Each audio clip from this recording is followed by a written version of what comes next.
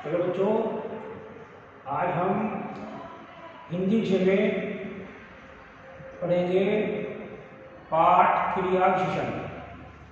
तो बच्चों, हिंदी में दो प्रकार के शब्द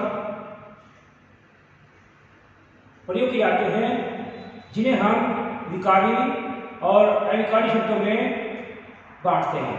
तो अविकारी शब्दों में और विकारी शब्दों में थोड़ा अंतर है, क्योंकि विकारी शब्द जो होते हैं जिनमें संज्ञा, सर्वनाम, क्रिया और विशेषण, ये चारों शब्द विकारी माने जाते हैं, क्योंकि इन चारों ही शब्दों में लिंग, वचन और कारक का प्रभाव पड़ता है।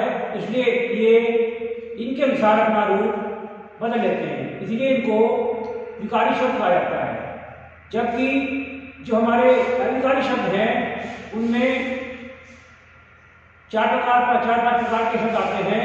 जैसे नंबर 1 क्रिया विशेषण है, दूसरा संबंध बोधक है, तीसरा समुच्चय बोधक है, चौथा विस्मय आदि बोधक है और पांचवा निपात। तो इन्हीं प्रकार इसी तरह से पांच शब्दों को अविकारी शब्द कहा जाता है।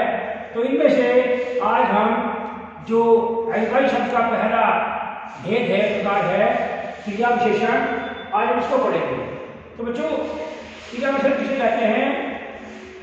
क्रिया की विशेषता बताने वाले शब्द क्रिया विशेषण कहलाते हैं। यानी कि जो शब्द किसी क्रिया की अच्छाई को, उसकी विशेषता को बताते हैं, उन्हें हम क्रिया विशेषण कहते हैं। इस प्रकार से क्रिया विशेषण की परिभाषा क्रिया की विशेषता बताने वाले शब्द क्रिया विशेषण कहलाते हैं। अब आते हैं बच्चों इसका भेद। तो क्रिया विशेषण के चार भेद माने गए हैं। पहला है कार्यवाचक क्रिया विशेषण, यानी कि जो शब्द हमें किसी क्रिया के समय का बोध कराता है, यानी क्रिया कब हुई, अभी हुई, प्रतिदिन हुई, सदा हुई, या कभी कभी हुई, या परसों हुई, या बहुत समय पहले हुई। तो इस प्रकार से समय का बोध कराने वाले शब्द जो हमें किसी क्रिया की समय की बोध को बताते हैं, वो क्रिया विशेषण कहलाते हैं। दूसरा बच्चों स्थानवाचक क्रिया विशेषण, यानी कि जो शब्द क्रिया की स्थान संबंधी विशेषता का बोध कराते हैं। जैसे कोई क्रिया यहाँ हुई, वहाँ हुई, अंदर हुई, बाहर हुई, ऊपर हुई, नीचे हुई, इस ओर हुई, उस ओर हुई, दाईं ओर हुई, बाईं ओर हुई, जो इन चीजों का, जो इन बातों का हमें बोध कराती है क्रिया, उसे हम कहते हैं स्थानवाचक क्रिया विशेषण। तीसरे नंबर पर आता है बच्चों परिमाणवाचक क्रिया विशेषण, यानी कि क्रिया की जो मात्रा है, परिमाण मतलब होता है मात्रा। तो जो शब्द किसी क्रिया की परिमाण संबंधी बातों का बोध कराते हैं, उन्हें हम परिमाणवाचक क्रिया विशेषण कहते हैं। जैसे क्रिया बहुत ही कम हुई, खूब हुई, थोड़ी हुई, ज्यादा हुई, अधिक हुई, तो ऐसे शब्द जो क्रिया की मात्रा को दर्शाते हैं, उन्हें हम परिमाणवाचक क्रिया विशेषण कहते हैं। चौथा है बच्चों रीतिवाचक क्रिया विशेषण, यानी कि क्रिया को करने का जो ढंग है वो कैसा है।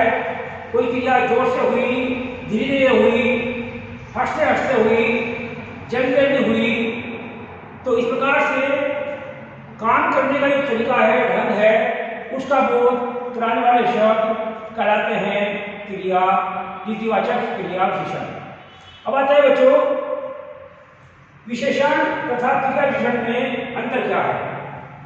तो मैं आपको बताऊं कि जो हमारे संज्ञा है और सर्वनाम है,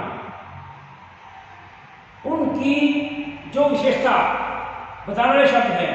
यानी कि जब कोई विशेषता किसी संज्ञा अथवा सर्वनाम से पहले जोड़ी जाती है उसे विशेषण कहा जाता है।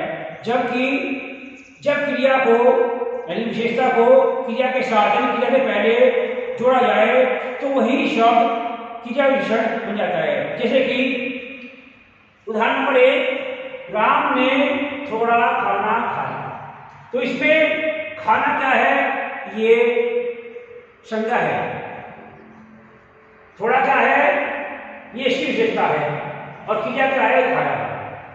तो खाने से खाना जो संज्ञा है तो संज्ञा के पहले जो ये विशेषता आई है ये यहां पर हो गया विशेषण। दूसरे में राम ने थोड़ा खाया, यहां पर क्रिया से पहले यही शब्द जोड़ा गया है, ये विशेषता है, तो यहां पर ये शब्द बन गया क्रिया विशेषण। तो बच्चों इस प्रकार से जो शब्द संज्ञा सर्वनाम से पहले आकर उसकी विशेषता को प्रकट करते हैं उन्हें विशेषण कहते हैं, और जो शब्द क्रिया से पहले आकर उसकी विशेषता को प्रकट करते हैं, विशेषता बताते हैं, विशेषता का बोध कराते हैं, उन्हें हम कहते हैं क्रिया विशेषण। तो बच्चों इस प्रकार से ये हमारा अध्याय हुआ क्रिया विशेषण। धन्यवाद।